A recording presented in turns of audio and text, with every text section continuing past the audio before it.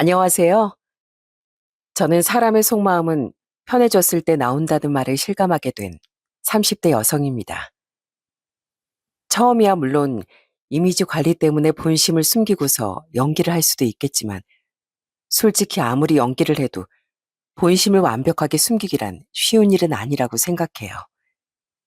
그런데 그 본심을 아주 꽁꽁 숨겼다가 한순간에 뜻밖의 로 알게 된 사람이 있었습니다. 바로 제 남편인데요. 어떤 일이 있었는지 한번 여러분들께 얘기를 해보도록 할게요. 저는 사실 홀어머니 밑에서 자란 외동딸이에요. 아빠가 제가 3살 때 바람이 나 엄만 이혼을 하셨고 그 후로 엄마 혼자서 절 어렵게 키우셨거든요. 제가 어릴 적엔 엄마가 집 근처 식당에서 일을 하셨는데 그래서 학교가 끝나고 나면 그 식당 근처에서 내내 엄마가 끝나기만을 기다렸던 기억이 있습니다. 그러다 저녁 시간이 훌쩍 지나고 한가해질 때쯤이면 어김없이 엄마가 밖에서 기다리고 있는 절 보러 나오시곤 했어요. 그때마다 엄마 손에 들려있는 것이 있었는데요. 그건 바로 비닐봉지였습니다. 민선아, 얼른 가서 먹어. 다른 사람 보기 전에 가져가서 얼른 먹어. 배고팠지? 미안해. 오늘 식당에 손님들이 너무 많아서 엄마가 일찍 못 나왔어. 많이 기다렸지? 엄만? 엄만 밥 먹었어? 나랑 같이 먹어. 우리 집에 가서 같이 밥 먹자, 엄마.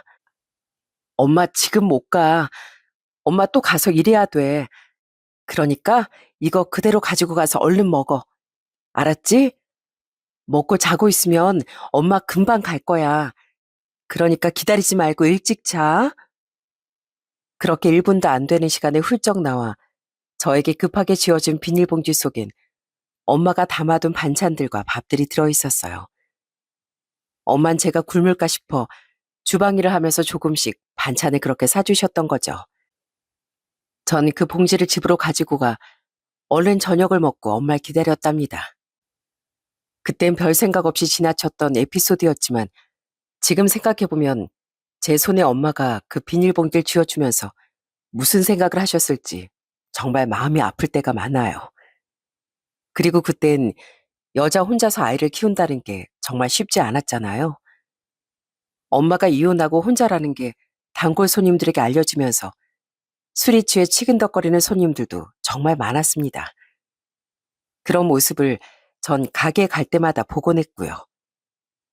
거 아줌마, 일로 좀 와봐요. 에이, 거기 주방에만 있지 말고 여기 나와서 우리 술 한잔 합시다. 그 주방은 답답하지 않아요? 아유, 아니에요. 주방에 정리할 게 많아서요. 정리 뭐 나중에 하면 되지. 이제 끝날 때 다 되지 않았나? 피차 외로운 사람들끼리 술 한잔 마시고 그러자고. 들어보니까 혼자서 애 키운다며? 애도 이제 학교 들어갔겠다. 이제 아줌마 인생 즐겨야지. 안 그래? 많이 취하신 것 같은데 그만 드시고 일어나시는 게 좋을 것 같네요. 어허, 어디서 그만 먹으라 말아야? 당신이 뭐 사장이라도 되는 거야? 거참, 주방에서 일하면서 되게 비싸게 구네. 뭐 아줌마랑 술 마시려면 돈이라도 더 내야 돼? 자, 나 오늘 월급 받았으니까 이거면 되지? 정말 오만 진상을 다 부리는 취한 손님들이 있을 때면 엄만 항상 난감해했습니다. 사실 단지 그 식당 직원이었을 뿐인데 엄마가 할 수 있는 건 없었어요.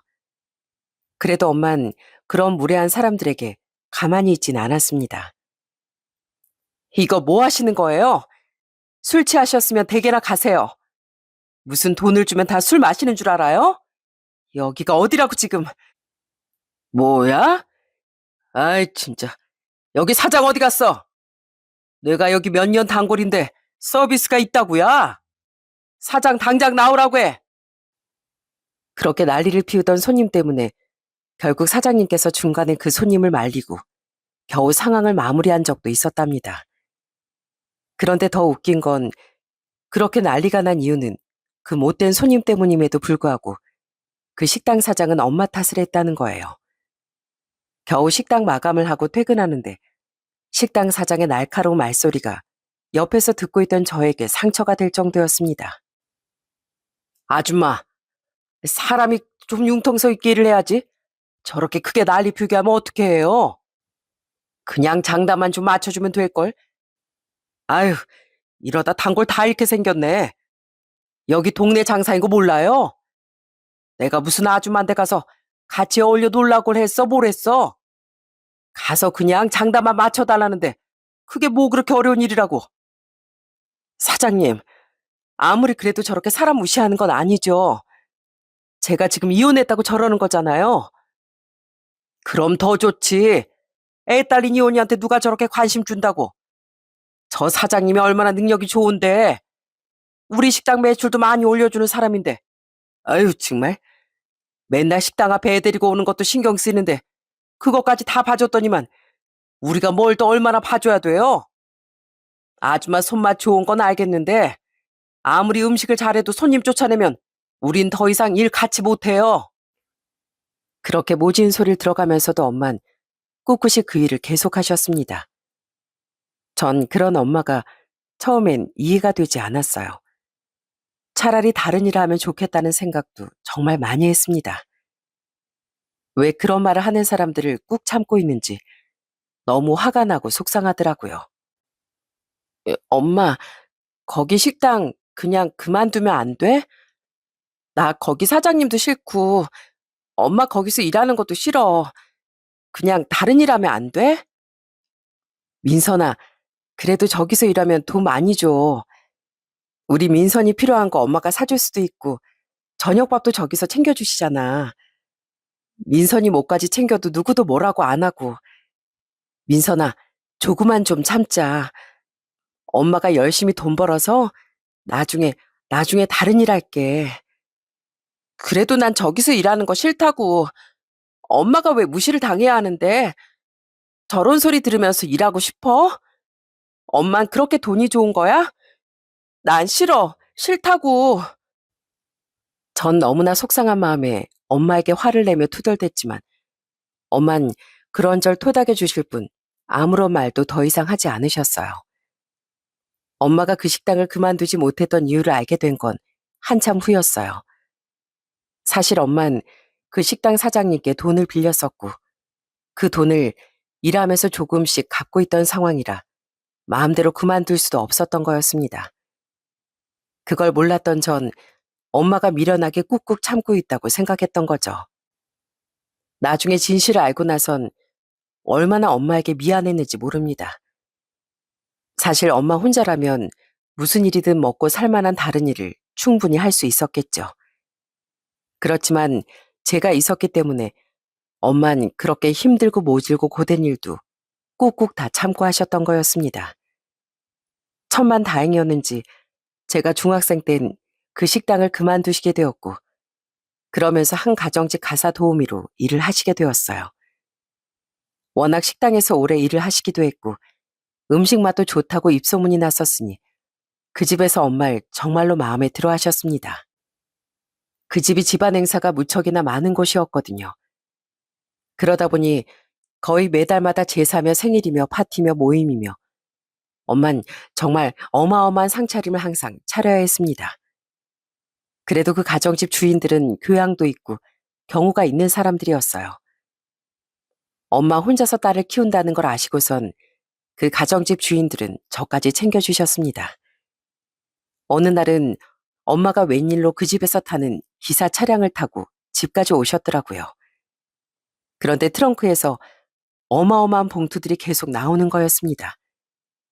그건 바로 저보다 5살 많았던 그 집 딸이 입었던 옷이었어요. 와, 엄마, 이거 뭐야? 거기서 이걸 챙겨준 거야? 아니, 이렇게나 옷이 많아? 가방이랑 신발이랑 엄청 많은데?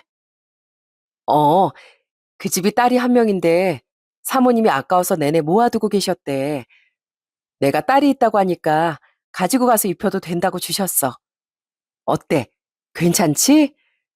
다 좋은 옷에 비싼 옷에 엄마가 아주 땡 잡았어. 그러니까 안 그래도 나 신발 사고 싶었는데 이거 완전 새 거 같은데? 그러니? 우리 민선이가 좋다고 하니 엄마도 좋네. 다음에 엄마가 월급 많이 받으면 이렇게 얻어 있는 거 말고 새 거 사줄게. 새 거. 진짜? 엄마 진짜지? 나중에 꼭 좋은 옷 엄마가 사주는 거다. 사실 그동안은 가난하고 못 사는 사람들에겐 항상 못되고 나쁜 사람들만 꼬인다고 생각을 했었는데 엄마가 그 가정집에 가사 도우미로 들어가고 보니 세상엔 참 마음씨가 넓고 좋은 사람들도 많다는 걸 새삼 깨닫게 된 것 같습니다. 그렇게 종종 주인집 딸의 물건들을 물려받아 쓰게 되었어요. 워낙 잘 사는 집안이다 보니 물건들도 깨끗하게 잘 관리가 되어 있었습니다. 그래서 전 학창 시절 내내 가난한 티가 겉으론 전혀 보이지 않는 학생이기도 했었어요. 물론 엄마가 매번 신경 써서 깔끔하게 챙겨줬기 때문에 가능한 일이었고요. 그러다 보니 정말 힘들고 고된 생활 속에서도 전 엄마에 대한 감사함과 고마움으로 자랄 수 있었어요. 그 집주인들은 참 좋은 사람들이었습니다. 휴가도 매 분기마다 일주일씩 늘 넉넉하게 주곤 했어요. 그때마다 저 엄만 지방 여기저길 돌아다니며 놀러 다니곤 했고요. 지금도 그때 엄마 놀러 다녔던 기억들이 생생하네요. 한 번은 엄마 유명하다던 산속 절에 간 적이 있었습니다. 그때 엄마는 108배를 하셨어요. 저는 힘들 것 같아 그저 엄마가 하는 걸 가만히 지켜봤는데 엄만 계속 중얼중얼거리며 108배를 하시더라고요. 나중에 다 끝이 나고서 엄마에게 물어봤더니 엄만 싱긋 웃으며 얘기를 하시더라고요. 엄마, 아까 엄마 절할 때 계속 뭐라고 하던데? 뭐라고 한 거야? 아, 우리 민선이 건강하고 행복하게 해달라고. 나 민선이 덕에 행복했으니 남은 행복은 다 우리 민선이한테 가게 해달라고 빌었지. 그런 엄마의 말을 들으면서 정말 울컥 눈물이 나올 뻔했습니다. 사실 엄마라고 힘들지 않을 수가 없었겠죠. 피덩이 같은 자식을 남겨두고 바람난 남편 때문에 상처를 받고 혼자서 아등바등 그 모진 세월을 살아가는 게 얼마나 힘겹겠습니까? 그럼에도 불구하고 제가 가장 최고의 행운이라고 말하는 엄마에게 정말 고마웠어요. 그런 엄마의 마음에 어떻게든 보답을 해주고 싶어 한 번도 엇나가지 않고 그렇게 사춘기를 보냈습니다. 솔직히 가정집 가사 도우미를 하면서 경제적으로는 좀 여유로워진 건 사실이었어요. 그렇지만 남의 집 종노릇을 하는 건 정말 쉽지 않은 일이었습니다. 특히나 그 집은 워낙 행사들이 많다 보니 그런 거 하나 있을 때마다 엄만 정말 정신없이 바쁘고 늘 자정이 다 돼서야 집에 오시곤 했어요. 그렇게 집에 온 엄만 진짜 씻을 기력도 없이 현관문 앞에 주저앉아 한참을 쉬시곤 했고요. 그런 엄마를 위해 제가 할 수 있는 건 마사지밖에 없었죠. 엄마, 여기 잠깐 누워봐. 내가 마사지 해줄게. 오늘 많이 피곤했지? 우리 엄마 진짜 힘들었겠다. 음식도 많이 했다며. 어, 엄마 오늘 거의 30인분을 혼자서 만든 것 같아. 그래도 사람들이 잘 먹어줬으니 다행이다만. 우리 엄마 팔다리 다 빠지겠네. 안 되겠다. 엄마, 얼른 누워봐. 내가 따뜻하게 몸도 풀어주고 마사지 해줄게. 엄마 올 때 맞춰서 수건도 따뜻하게 데워놨어. 역시 우리 딸, 엄마한테 우리 딸밖에 없다니까. 고마워, 딸. 그렇게 한참을 엄마 팔다리를 주물러드리면 엄만 순식간에 골아 떨어지시곤 했어요. 얼마나 피곤하고 힘들었으면 저럴까 싶은 생각에 참 엄마가 안쓰럽기도 했습니다. 이 모든 게 절 위해서라고 생각이 드니 정말 한순간도 삐뚤어질 수가 없더라고요. 그래서 전 정말 열심히 공부를 했습니다. 그렇게 공부를 해 좋은 서울권 대학에 합격을 했을 땐 엄만 그 누구보다 진심으로 좋아하셨어요. 엄마, 엄마 나 대학 합격했대. 오늘 발표 떴어. 엄마, 나 진짜로 합격했어. 정말이니? 정말이야? 민선아, 고생 많았다, 우리 딸. 얼마나 고생이 많았어, 그래. 잘했다, 잘했어. 우리 딸 너무 잘했다. 장하다. 엄마, 울어? 그렇게 좋아? 눈물이 다 날 정도로 엄마 그렇게 좋은 거야? 그럼, 우리 딸 힘들게 그렇게 공부했는데, 당연히 엄마가 눈물이 나지. 애썼다. 지금까지 정말 많이 애썼어. 그렇게 엄마의 축하를 받으며 전 대학에 입학할 수 있었습니다. 어른이 되고 난 후론 전 엄마에게 더 잘하려고 노력했어요. 틈틈이 아르바이트도 해서 엄마 생신엔 처음으로 선물까지 직접 사드리기도 했습니다. 사실 그동안은 용돈이랄 것도 없어서 매번 생신날엔 자그마한 케이크와 편지만 드릴 수 있었거든요. 그런데 크고서 직접 아르바이트를 하며 돈을 벌고 엄마에게 뭔가 해줄 수 있다는 게 이렇게나 기분 좋고 뿌듯한 일인지 그때 처음 알았던 것 같습니다. 처음 엄마 생신 선물은 목걸이였어요. 엄마, 짠! 엄마 생신 축하해요. 이거 내가 아르바이트해서 모은 돈으로 샀어. 한번 열어봐. 엄마가 좋아할지 모르겠네. 어머, 이거 목걸이 아니야? 어머, 예뻐라. 민선아, 너무 예쁘다. 우리 딸 그 작은 손으로 고생하면서 번 돈인데 엄마한테 다 쓰는 거 아니야? 아니야. 엄마 그런 건 전혀 걱정하지 마. 얼른 해봐. 사실 그동안 엄마 이런 거 한 번도 못 해봤잖아. 그래서 내가 엄마한테 꼭 해주고 싶었어. 그래, 고맙다. 우리 딸 덕분에 엄마가 평생 이렇게 예쁜 목걸이를 다 해보네. 고마워, 우리 딸. 엄마 매일매일 항상 하고 다닐게. 그 뒤로 정말 엄만 제가 선물한 목걸이며 스카프며 지갑, 가방까지 모두 매일 들고 다니셨습니다. 엄마의 보물 1호, 2호, 3호, 4호 등등 그 어떤 것과도 바꿀 수 없는 물건들은 죄다 제가 엄마에게 선물한 것들이었어요. 그러니 엄마에게 선물할 때면 전 항상 기분이 좋았답니다. 그렇게 엄마의 사랑을 듬뿍 받으며 전 대학을 졸업하고 직장에 들어가게 되었어요. 좋은 직장에 좋은 연봉을 받으며 직장 생활을 하다가 30대 중반에 한 사람을 만나게 되었죠. 우연히 지인 결혼식 피로연에서 만나게 됐는데 참 사람이 정직하고 성실하더라고요. 그런 모습이 마음에 들어 1년을 연애하다가 결혼을 결심하게 되었어요. 그런데 제가 결혼을 하겠다고 하자 엄만 정말 깜짝 놀랄 만한 소식을 전해주셨어요. 바로 신혼집을 마련하는 데 보태라면서 자그마치 3억 5천이라는 돈을 주신다는 거였죠. 엄마, 나 이거 못 받아. 엄마가 어떻게 이 돈을 모았는데 내가 그걸 받아. 나 절대 못 받아. 엄마 노후 자금으로 두고두고 써. 안 그래도 모아둔 돈이랑 대출 받아서 신혼집 마련하면 돼. 그러니까 걱정하지 마. 엄마가 TV를 보다 보니까 요즘 신혼부부들 내내 집 대출 갚으면서 보낸다고 하더라. 이율 높아지기라도 하면 소갈이하고 힘들어한다는데 난 우리 딸 그렇게 힘들어하는 거 못 봐. 그러니까 부담 갖지 말고 받아. 이거 너 결혼할 때 주려고 모아둔 거야. 엄마 노후 자금은 따로 다 있으니까 걱정하지 말고. 내가 이걸 어떻게 받아? 엄마가 나한테 해준 게 이것뿐이야? 그동안 받은 것도 많은데 못 받아. 절대 안 돼. 우리가 알아서 할게. 어허, 너도 나중에 자식 낳아봐. 그러면 이 엄마 마음 다 이해할 거다. 엄만 솔직히 남아있는 거 전부 다 주고 싶은데 그게 이 엄마 마음이야. 그렇지만 엄마가 혼자서도 알아서 잘 살아야 니들도 마음이 편할 거 아니니. 그러니 꼭 받아서 행복하게 잘 살아. 그렇게만 해준다면 이 엄만 더 바랄 것도 없다.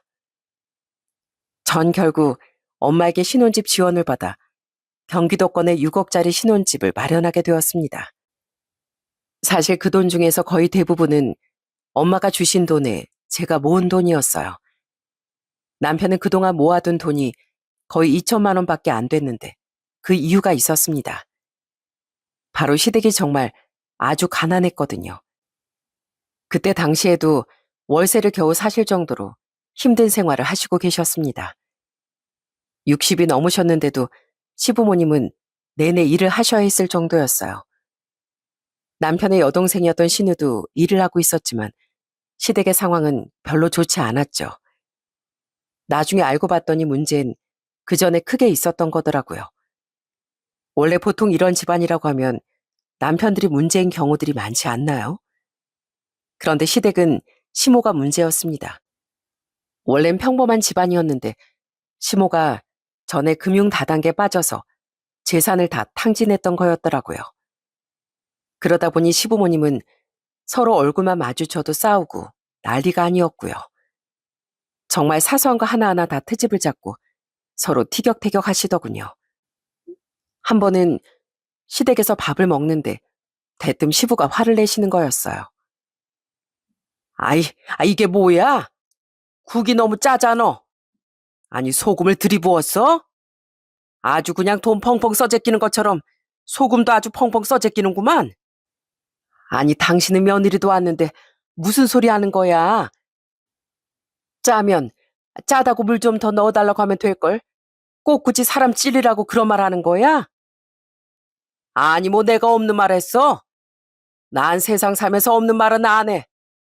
당신이 이렇게 펑펑 쓰니까 집안 살림이 살아날 기미가 보여야 말이지. 아이고, 먹기 싫으면 먹지 말어.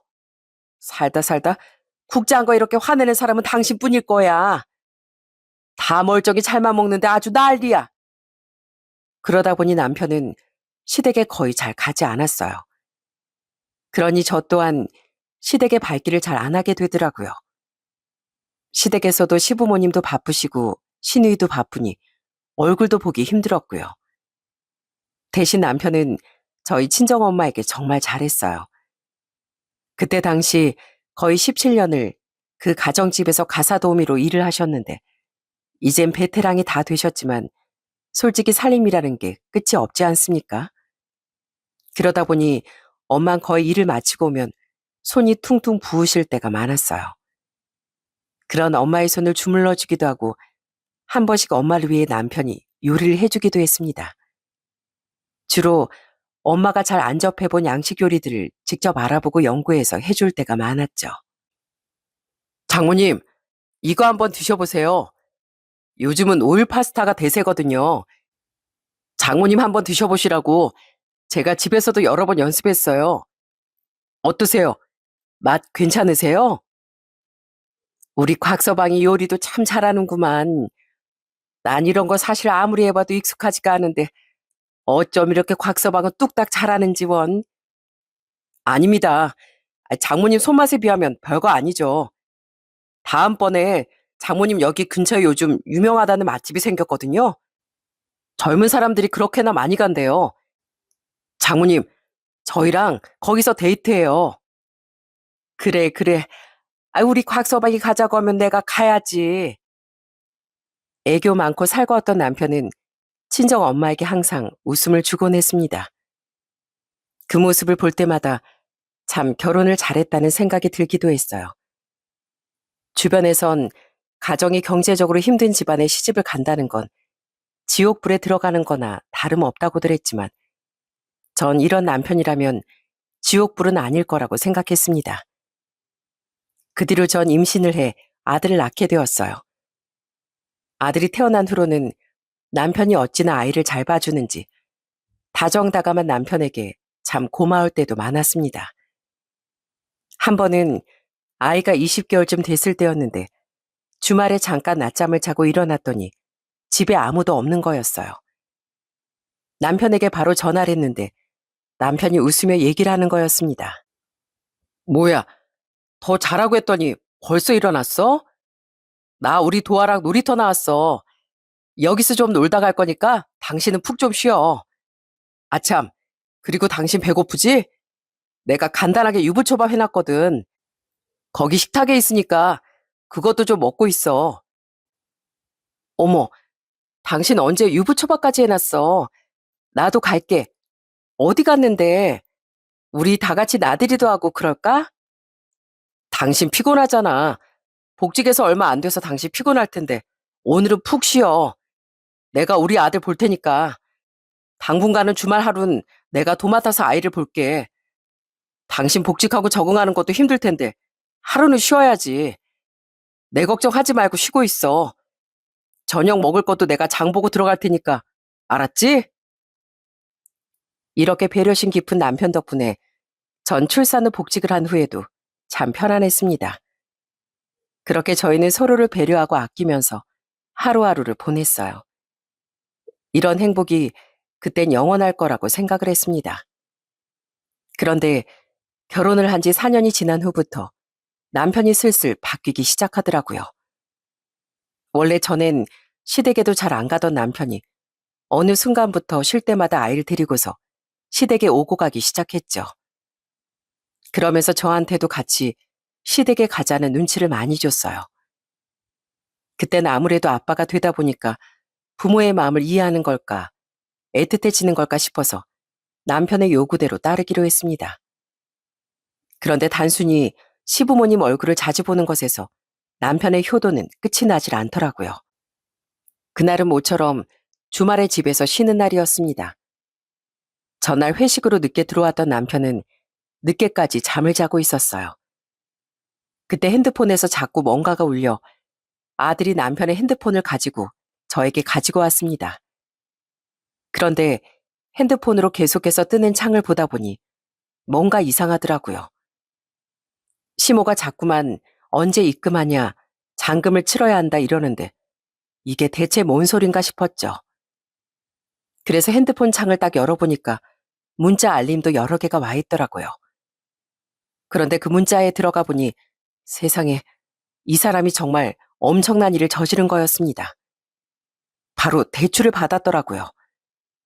이게 무슨 대출인가 싶어 전 자는 남편을 바로 깨웠습니다. 여보, 여보 일어나 봐. 이거 뭐야?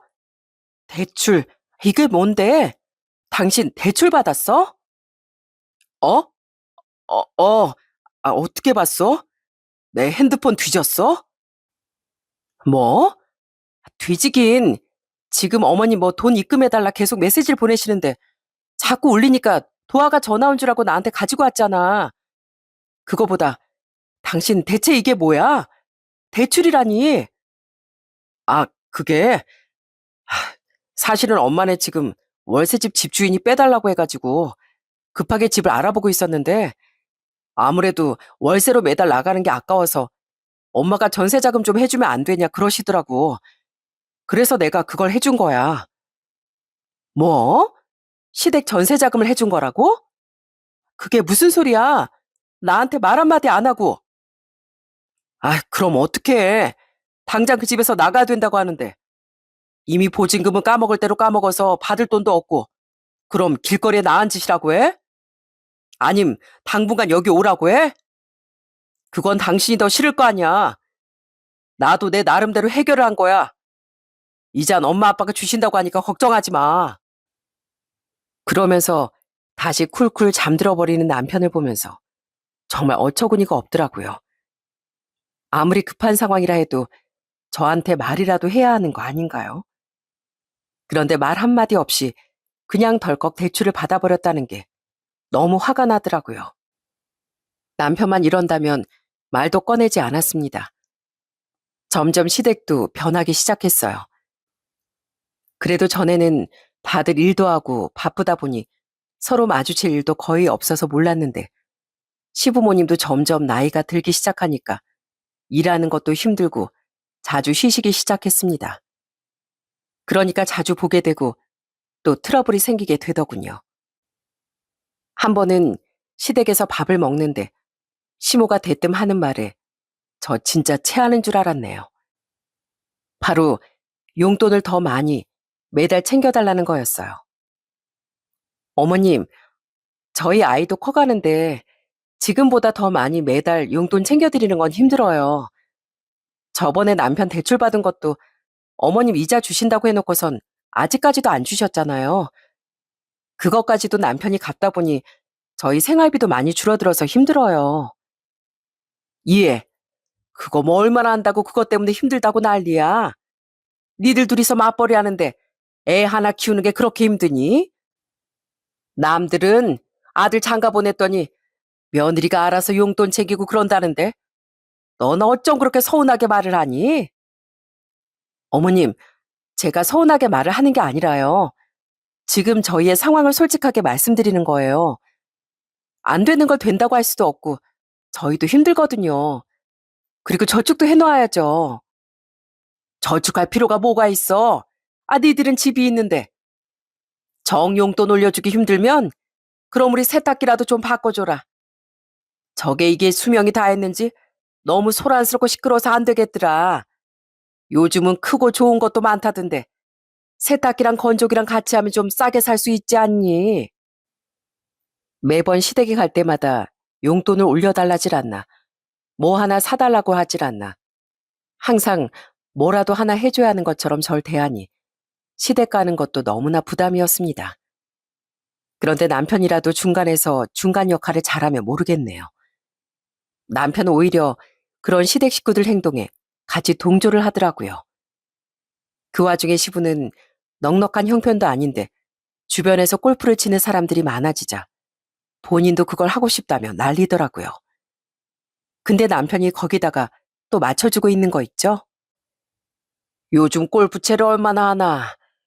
스크린 가면 연습도 해볼 수 있고 좋다던데. 내 친구들은 요새 스크린 가서 놀더라고. 나도 저번에 쫓아갔는데 뭘 알아야 하든지 말든지 하지. 이것도 다 주변 사람들 하는 걸 쫓아가야 돼. 그래 아빠. 요즘은 다 너도 나도 골프 친다니까. 아빠도 좀 배워볼래? 스크린 골프장에서 배우는 건 얼마 안 할걸? 그런 거 하나 배워두면 좋잖아. 그러냐? 그럼 이 아빠도 좀 배워볼까? 아들 네가 알아서 괜찮은 곳으로 찾아봐 줘라. 그거 하려면 골프채랑 이것저것 사야 하지 않어? 중고로 뭐 마련하면 되지 뭐. 내가 다 알아볼 테니까 아빤 걱정하지 마. 그러더니 남편은 본인이 더 신나서 이것저것 알아보는데 옆에서 보면서 정말 환장할 노릇이었어요. 그런 것 때문에 남편과도 엄청 싸우기도 많이 싸웠고요. 여보, 지금 뭐 하는 거야?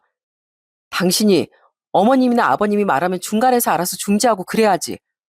왜 맨날 나만 나쁜 사람 만들어? 아버님 골프는 어떻게 할 건데? 당신이 매번 스크린 골프 그거 결제해 줄 수 있어?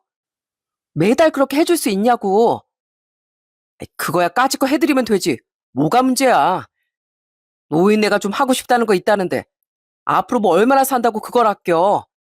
좀 해드리자. 뭐? 그게 한두 푼도 아니고 뭘 해드려. 당신 진짜 요즘 왜 그래?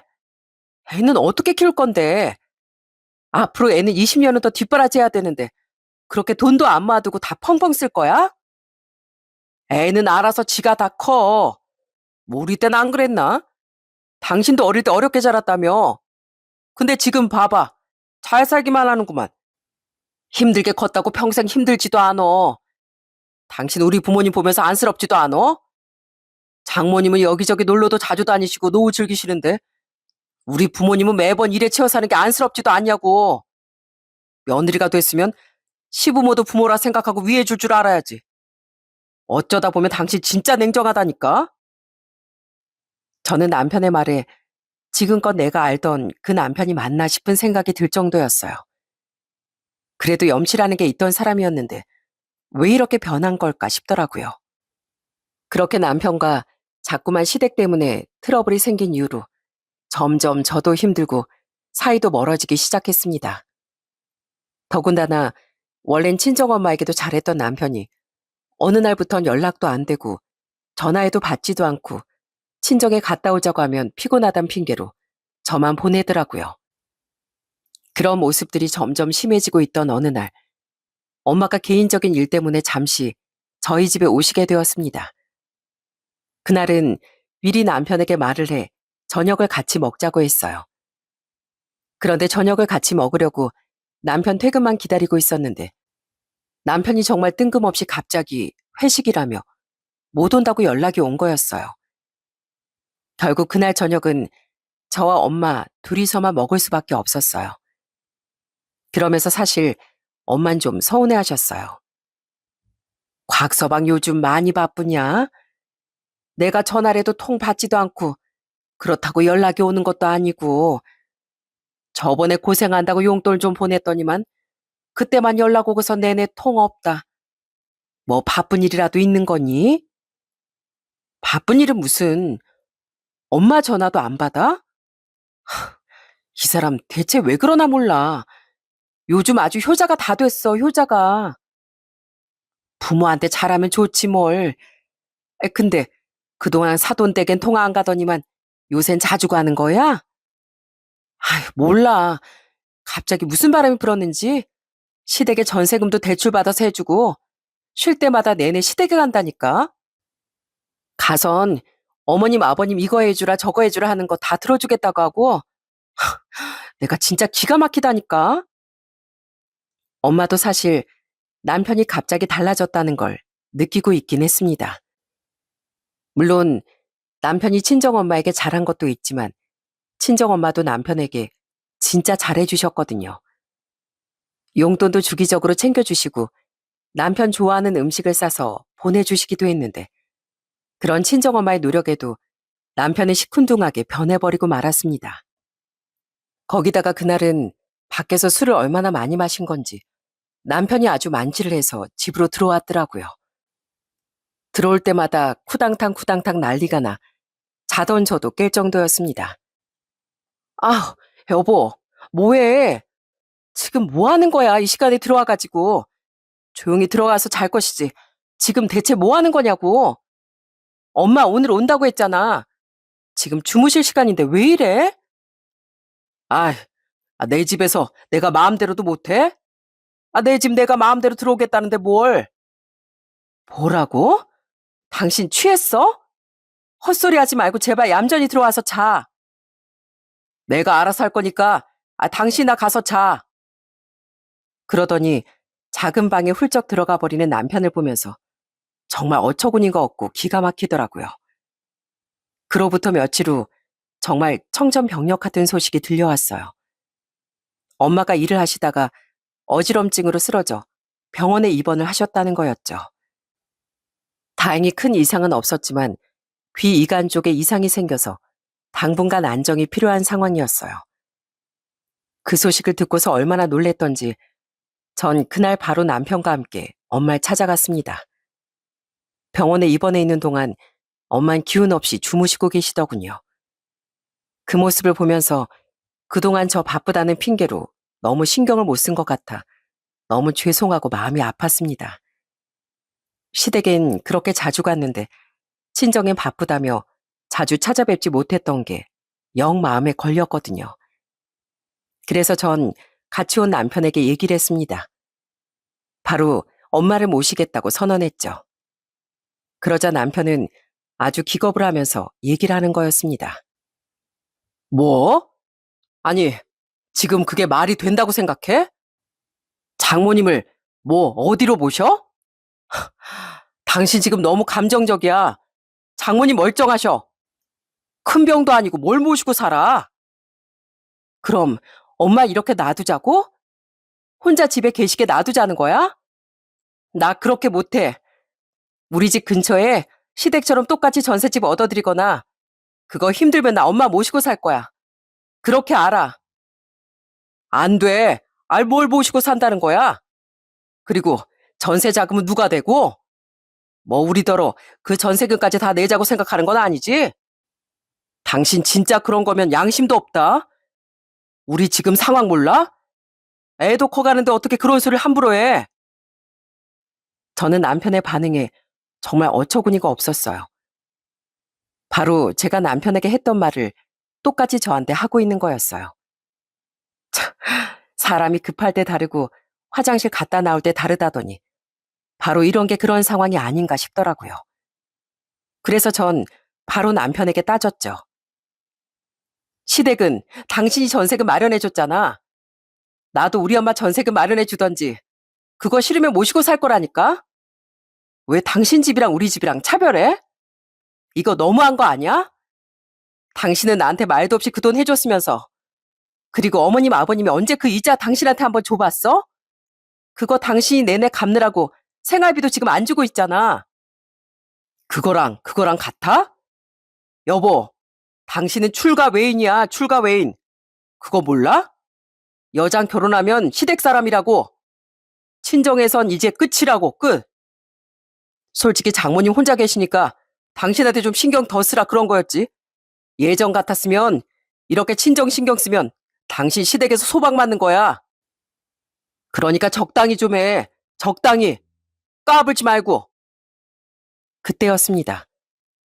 제가 기가 막혀 헛웃음을 짓고 있을 때 누워있던 엄마가 벌떡 일어나시더니 소리를 치셨어요.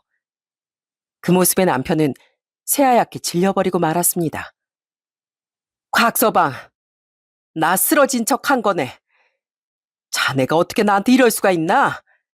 내가 그동안 자네한테 어떻게 했는데 자네가 어찌 그럴 수가 있어? 장모님, 아니 괜찮으신 거예요? 그래, 내 몸이 안 좋은 건 맞지만 자네 이러면 안 되는 거 아닌가? 아니 장모님 저 속이신 거예요 그럼? 아니 어떻게 이럴 수가 있습니까? 사람을 어떻게 이렇게 감쪽같이 속일 수가 있어요? 해도 해도 너무하시네요. 저 시험해 보신 거예요 그럼? 속여? 자네가 먼저 날 속였지. 세상 순진한 얼굴로 건실한 사이인 줄 알았건만 뒤로 그렇게 더러운 짓 하고 다닐 줄 누가 알았겠나. 속았다는 생각에 분노하는 남편의 태도를 보고선 엄만 더더욱 화를 내셨어요. 엄마가 이렇게까지 화를 낸 이유는 따로 있었어요. 바로 남편은 앞뒤가 다른 사람이었어요. 엄마가 저희 집에 오셨던 그날 남편은 만취한 상태에서 작은 방에 들어가 누군가에게 전화를 걸었던 거였어요. 그건 바로 시부모였습니다. 그 옆방에서 자고 있을 줄 알았던 엄마가 그 통화 내용을 전부 다 들었던 거였어요. 엄만 부들부들 손발을 떠시며 화를 내셨어요. 자네 하는 말 그날 다 들었네. 술 취해가지고 와선 자네 애비한테 뭐라고? 우리 딸 이제 승진해서 연봉도 많아졌으니 그걸로 먹고 사면 되겠다고? 연봉이 높아졌으니까 자네 이름으로 된 그 대출 우리 딸 앞으로 다시 받아서 갚으면 되겠다고? 자네가 어찌 그럴 수 있는가? 어떻게 내 딸한테 그런 짓을 하려고 해? 아, 장모님, 그게 아니라요. 사실 제가 이율이 좀 높은 대출을 받아서 아내는 직장도 좋고 연봉도 높으니까 이율도 낮출 수 있으니까 그래서 그냥 한 말인데 우리 딸이 왜 자네 집안 전세자금 때문에 대출을 받아야 돼? 어디 자네 그것뿐인가? 월급 많아졌으니까 슬슬 꼬셔서 용돈도 올리면 되겠다고 한 거 자네가 한 말 아닌가? 우리 딸이 대체 왜 그 집 생계를 책임져? 자네가 어떻게 그럴 수가 있나? 지금 제정신인가? 내 딸 자네한테 도저히 맡길 수 없네. 우리 딸이랑 당장 헤어지게, 당장. 엄마의 호통에 그제서야 남편은 당황하면서 해명을 하려고 하더군요. 그 모습을 보면서 저도 정말 화가 나더라고요. 장모님, 오해세요. 정말 오해십니다. 저희 부부잖아요. 부부니까 어려움도 같이 극복해야죠. 그래서 한 말입니다. 제가 뭐 저희 아내 돈으로 살겠다 그랬겠어요? 그런 거 절대 아니에요. 흥, 그런 게 아니게 뭐가 아니야? 당신 저번부터 생활비 주지도 않고 월급 죄다 그 대출금 갚느라고 썼다면서 나한테 한 푼도 준 적 없잖아. 그동안 남은 돈으로 시댁에 돈 들이고 그런 거 아니야? 내가 모를 줄 알았어? 언제까지 내가 바보처럼 참을 거라고 생각했어? 나 역시 도저히 못 참아. 아니, 안 참아. 여보, 여보까지 왜 그래? 우리 집 어려운 거 하루 이틀이야? 좀 도와달라는 것뿐인데 갑자기 왜 그러냐고. 내가 잘못했어. 장모님 우리가 모시고 살자. 내가 진짜 잘못했다. 내가 잘못 말했어. 장모님 잘 모시고 살 테니까 제발 좀 진정해. 지금 내가 진정하게 생겼어? 우리 엄마 내가 알아서 모시고 살아. 당신 그러니까 빠져. 내 인생에서도 빠지고 우리 엄마 앞에서도 빠지라고. 그렇게 전 남편을 병실 밖으로 내쫓고 말았습니다. 그래도 주변 시선을 많이 신경 쓰는 남편은 사람들의 이목이 주목되자 곧장 병원 밖으로 나가더라고요. 사실 전 엄마한테 그 얘기를 미리 들었습니다. 엄마가 남편이 하는 말을 다 듣고서 다음날 바로 저한테 말해줬거든요. 그렇지만 그때 바로 따지면 분명 잘못 들었다, 아니라고 발뺌을 할 것 같고, 그렇게 흐지부지 끝나면 평생 남편의 속셈을 알 수 없을 것 같아 결국 이런 상황을 만들게 된 것이었죠. 솔직히 엄마 건강이 좋지 않은 상황이기도 했고요. 귀 쪽에 이상이 생겨서 치료도 필요한 상황이라 겸사겸사 좋은 타이밍이었죠. 그 뒤로 전 정말로 남편과 이혼을 결심했어요. 물론 시댁이 어려우면 도와줄 수 있겠지만 그건 염치라는 게 있을 때나 성립할 수 있는 얘기인 것 같습니다. 도와주는 걸 당연하다고 생각한다면 그건 말도 안 된다고 생각을 했거든요. 남편뿐 아니라 시댁 식구들 모두 제가 시댁 생계를 책임져야 한다고 생각을 했다는 게 정말 용서할 수가 없더라고요. 남편은 끝까지 이혼을 못한다고 고집을 피웠지만 그게 고집을 피운다고 되겠습니까? 이미 그전부터 쌓여온 시댁 부당 대우, 중재를 못하는 남편의 사유는 차고 넘쳤으니 이혼이 결정될 수밖에 없는 거였죠. 그리고 이혼을 하며 부동산에 집을 내놓으니까 남편은 바로 버럭하더라고요. 아니 왜 우리 집을 내놔? 재산 분할할 때 똑같이 반반으로 나눠야지. 이거 그냥 내놓는 게 어딨어? 당신 진짜 순 사기꾼 아니야? 뭐? 사기꾼? 너야말로 정신 차려. 이 집 뭘로 구했는지 몰라? 원래부터 우리 엄마 돈이 들어간 엄마 집이나 마찬가지야. 꼴랑 2천만 원 넣어놓고선 뭐? 절반? 웃기시네 진짜. 야, 네 돈 2천만 원 1원 한 푼도 안 빼고 고스란히 줄 테니까 걱정하지 마. 어처구니 없게도 집 지분의 절반은 자기 거라며 주장을 했지만 엄마가 저에게 보내준 자금 내역까지 다 증거로 가지고 있었기 때문에 남편의 주장은 받아들여지지 않았어요. 오히려 혼자 독단적으로 시댁 전세금을 해준 대출금은 전부 다 남편의 몫으로 남겨지게 되었죠. 그렇게 남편과의 결혼 생활은 쫑이 났습니다. 그 뒤로 한동안은 양육비라며 잘 들어오더니 어느 순간부터 또 양육비가 안 들어오기 시작하더군요. 이 사람과는 통화도 하기 싫은데 어쩔 수 없이 통화를 해야 되겠더라고요. 그런데 전 남편에게 전화를 했더니만 하는 말이 진짜 너무너무 기가 막혔습니다. 바로 회사를 그만뒀다는 거였어요. 여보, 나 회사 안 다녀. 저번 달부터 안 다녀서 월급도 못 받았어. 내가 어떻게든 일해서 주고 싶은데 사실 당장 일도 못할 처지라. 뭐 손발이라도 묶였어? 사지 멀쩡한 사람이 무슨 일도 못할 처지가 있어? 잔말하지 말고 압류 조치하기 전에 곱게 양육비 보내. 나 이런 전화도 하고 싶지도 않거든?